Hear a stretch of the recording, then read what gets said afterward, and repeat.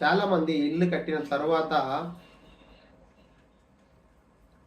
వాళ్ళకు నచ్చిన bath tubs, లేదంటే సోఫాస్, లేదంటే ఏదైనా ఎనీ ఫర్నిచర్ ఏది ఇంటి లోపలికి తీసుకువెళ్ళడం అవ్వలేదని బాధ ఉంటారు కదా.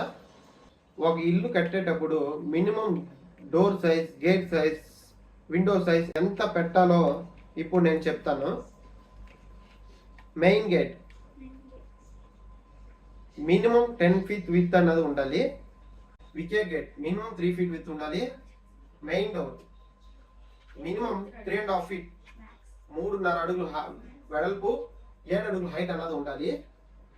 అలాగే ఇంటర్నల్ డోర్స్ చూసుకున్నట్టయితే 3 feet విత్ 7 feet హైట్ అన్నది ఉండాలి. Windows 3 feet with 4 feet height అన్నది ఉండాలి. వెంటిలేటర్స్ 2x2 ఉండాలి. Thank you.